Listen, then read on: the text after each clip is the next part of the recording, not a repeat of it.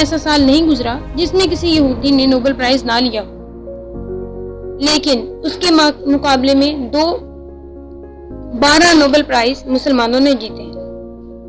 اب آپ یہ سوچ رہے ہوں گے کیونکہ نوبل پرائز تو عیسائی اور یہودی دیتے ہیں نا، تو اس وجہ سے مسلمانوں سے ان کی دشمنی ہے، تو وہ مسلمانوں کو نوبل پرائز دیتے ہی نہیں، تو اس لیے اس بات کو چھوڑیں اور اپنے معاشرے پر نظر دوڑائیں۔ ہمارے ملک میں یا اسلامی دنیا میں سائنس پر کتنا زور دیا جاتا ہے۔ ایسا نہیں ہے کہ ہمارے پاس دولت نہیں ہے، مسلمانوں کے پاس دولت نہیں ہے، مسلمانوں کا کاروبار نہیں ہے۔ دبئی میں دولت کے انبار ہیں۔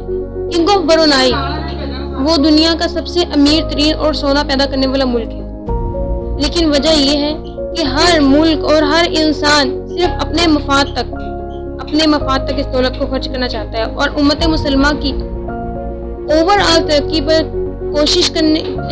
پر نہ تو کوشش کرتے ہیں اور نہ ہی توجہ دینے کی کوشش کرتے ہیں، بلکہ آج کے مسلمان تو ایسے ہیں کہ اگر انہیں کاروباری فائدے کے لیے کسی کافر سے بھی ہاتھ ملانا پڑتا ہے تو وہ ملا لیتے ہیں۔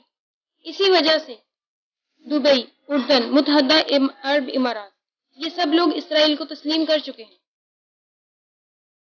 لیکن خیر، ہم بات کر رہے ہیں سائنس کی، تو آپ اپنے ارد گرد نظر دوڑائیں اور اپنے ارد گرد کی مشینیں دیکھیں کہ ان میں سے کون سی والی ہے جس کا آئیڈیا کسی مسلمان نے دیا ہو، کون سی ایسی ایجاد ہے جو پچھلی صدی میں یا اس سے پچھلی صدی میں کسی مسلمان نے کی۔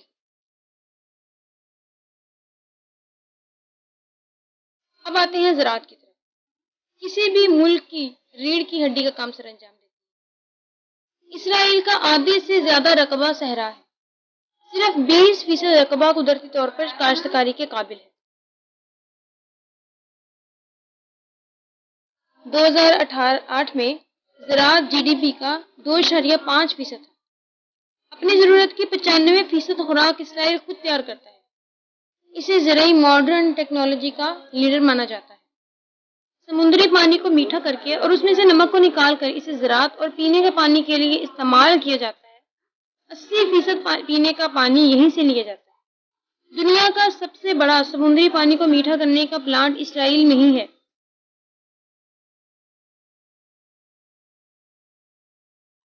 ترقی حاصل کرنے کے تمام عوامل میں سے ہم تعلیم کو کیسے نظر انداز کر سکتے ہیں؟ تو اس سے پہلے ہم اسرائیل کا رقبہ دیکھتے ہیں۔ یہ تقریباً 22,145 کلومیٹر اسکوائر پر مشتمل ہے، جبکہ پاکستان کا سب سے چھوٹا صوبہ گلگت بلتستان 72,971 کلومیٹر اسکوائر ہے، یعنی اسرائیل ہمارے سب سے چھوٹے صوبے سے بھی چھوٹا ہے، لیکن وہاں پر تعلیمی نظام ایسا ہے کہ وہاں پہ کل 11 یونیورسٹیز اور 53 کالجز ہیں اور بے شمار اسکولز ہیں۔ یہاں صرف پڑھایا نہیں سکھایا بھی جاتا ہے، یہاں بچوں کے لیے اسکول میں بائبل اور تورات پڑھنا لازم ہے۔ یہاں ان کی مادری زبان ہیبریو یعنی عبرانی پڑھائی جاتی ہے۔ اس کے علاوہ آرٹ، ماحولیاتی علوم، سائنس اور جغرافیہ بھی پڑھائی جاتی ہے۔ 9 سے 19 سال کے بچوں کو تیر اور پستول سے نشانہ بازی ضرور سکھائی جاتی ہے۔ شہریوں کی صحت اس ملک کی ترقی کا راز ہوتا ہے، اور صحت کا انحصار بہترین غذائی عادات پر ہے۔ اسرائیل دنیا کے ٹاپ 10 ممالک میں شامل ہے جو بہترین غذا لیتے ہیں۔ اس کے 80% لوگ روز فریش فروٹ اور سبزیاں کھاتے ہیں۔ ان کی خوراک میں چکنائیاں نہایت کم ہوتی ہیں، اسی لیے ان میں کولیسٹرول کی شرح دنیا میں کم ترین ہے۔ یہاں سنیکس کا تو کوئی تصور ہے ہی نہیں، صرف 3 وقت کا کھانا ہی کھایا جاتا ہے۔ سلاد کا استعمال اتنا زیادہ ہے کہ 57% لوگ اپنے سلاد میں کم سے کم 4 سبزیاں اور 38% لوگ کم سے کم 3 سبزیاں شامل کرتے ہیں۔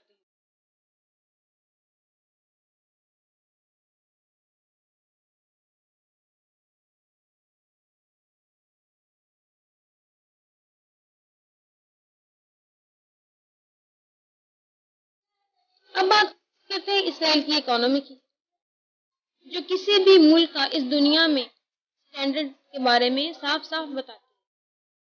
اسرائیل کی اکانومی ورلڈ بینک کے مطابق دنیا کی 35ویں بڑی اکانومی ہے۔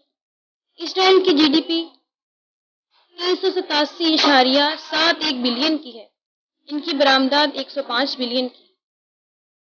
اس کی سب سے بڑی انڈسٹری ڈائمنڈ انڈسٹری ہے، جو ڈائمنڈ کٹنگ کے ورلڈ سینٹر میں سے ایک ہے۔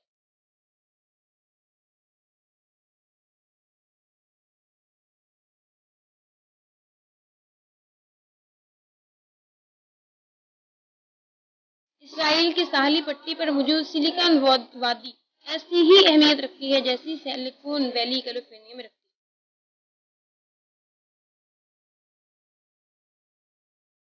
ٹاپ کمپنیز کے آفس اور ریسرچ سینٹرز اسرائیل میں ہیں، جیسے Amazon, Mercedes, Apple, Toshiba, Dell, eBay, Facebook, Google, H P, Huawei, L G, Nestle, Nokia, Samsung, Yahoo, Honda سمیت دنیا کی 350 ٹاپ ملٹی نیشنل کمپنیز شامل ہیں۔ اس کے 4 بڑے شہروں میں یروشلم، تل اویو، مغربی یروشلم اور حائفہ شامل ہیں، جس کا انفراسٹرکچر مغرب کے کسی بھی ترقی یافتہ شہر سے کم نہیں ہے۔ لیکن یہ سب چیزیں یاد رکھیں، اسرائیل کو صرف اس لیے نہیں ملی کہ یہ مسلمانوں کے خلاف ہے، جیسا کہ عام تصور بنا ہوا ہے کہ تمام کافر مل کر مسلمانوں کے خلاف ہیں، بلکہ یہ اس لیے ہے کہ اسرائیل ایک ابھرتی ہوئی معیشت ہے اور وہاں کاروباری منافع زیادہ ہے۔ لیکن یہ بھی یاد رکھیں کہ یہ تمام شان و شوکت مسلمانوں کی بھی پہچان تھی، جب بغداد، سمارا، قرطبہ جیسے شاندار شہر مسلمانوں کی شان ہوا کرتے تھے، جہاں نئی ایجادات ہوا کرتی تھی، جہاں القانون فی الطب لکھی جاتی تھی، جہاں الخوارزمی الجبرا ایجاد کرتے تھے، اور جہاں کی کتابیں آج بھی مغرب کی لائبریریوں میں محفوظ ہیں۔ لیکن جیسے ہی مسلمانوں نے یہ محنت اور تعلیم اور سب سے بڑھ کر مذہب کے اصلی پیغام کو بھلایا، انہیں دنیا نے ٹھوکروں پر رکھ لیا۔ کہ اسلام صرف عبادات کا مذہب ہوتا تو قرآن پاک کی 6000 سے زائد آیات میں سے 1000 سے زیادہ سائنس کی بات نہ کرتے۔ اور اگر آج بھی ہم اپنی کھوئی ہوئی شان و شوکت کو واپس لانا چاہتے ہیں اور قرآن پاک کو اور اسلام کو دوبارہ سے اوپر لانا چاہتے ہیں، تو اس کے لیے ہمیں صرف اس بات سے باہر نکلنا ہوگا کہ ہم تو مسلمان ہیں اور اللہ تعالیٰ پر فرض ہے کہ وہ ہماری مدد کرے، لیکن ایسا نہیں ہے۔ اللہ تعالیٰ نے تمام اقوام کے لیے ایک ہی اصول بنایا ہوا ہے کہ کوئی بھی قوم محنت اور جستجو کا ایک بار دامن چھوڑ دیتی ہے تو اسے دنیا کے ساتھ یہی سلوک کیا جاتا ہے۔ تو آخر میں بس اتنا ہی کہ بجائے اس کے کہ کبوتر کی طرح آنکھیں بند کر کے اللہ کی مدد کا انتظار کیا جائے، جو کہ صرف تب ہی ملتی ہے جب آپ خود محنت کرتے ہو، ہمیں خود بھی محنت کرنی چاہیے اور اسلام کی ترقی کے لیے اپنا کردار ضرور ادا کرنا چاہیے۔